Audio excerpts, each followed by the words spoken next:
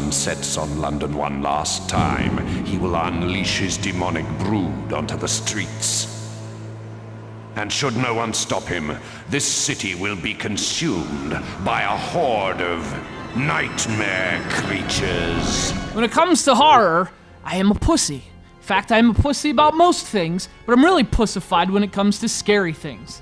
Took this girl to see The Ring back in college, spilled her cherry coke in a fit of panic and terror. Needless to say, no second date. Her loss.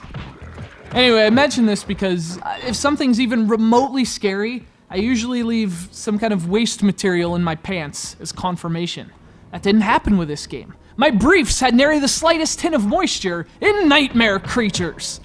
Yes, I wear briefs. Of course, she didn't get to find that out. Yeah, I can't really say if it's the dated technology or the fact that it has a name as hokey as Nightmare Creatures, but this game isn't scary. Maybe it was when it released in 1997, but in 2013, not so much.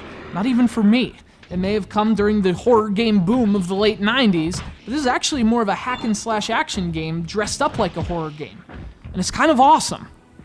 The game starts off with a really cool premise. It's 1834, and London is once again burning down. If you're familiar with the Great Fire of London, or the Hell song, Plague and Fire, you have good taste in music. That and you know your history. Nightmare Creatures reignites the streets of London and fills it full of nightmare creatures. Choose between a priest or a busty gymnast in red spandex. Why is there even an option?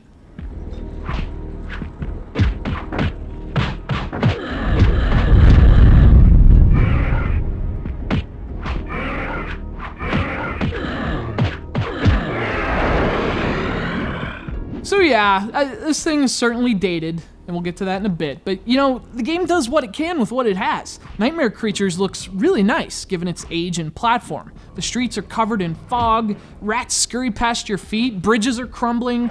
In fact, it's not that the game isn't scary because of its outdated graphics. The graphics convey exactly what they should. Fun, campy horror. It's like a B-movie for your PlayStation.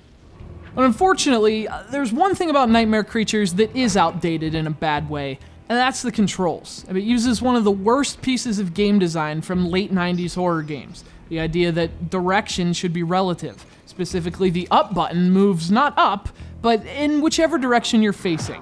I realize some folks defend that, but look, it's inherently more cumbersome than the alternative. And anything that makes a game more cumbersome is bad game design. But you know, that's really the only problem I had with Nightmare Creatures. The gameplay is basic hack and slash combat, and most of the enemies can be beaten simply by mashing attacks, which waters down whatever horror was there to begin with. But hey, I had fun with it. Sure, some of its design ideas have been buried in the past, and for good reason, but when it clicks, this is a fun hack and slash game with cool monsters, a fun mood, and red spandex. Grazie to Alex from Italy for sending us Nightmare Creatures for the PlayStation.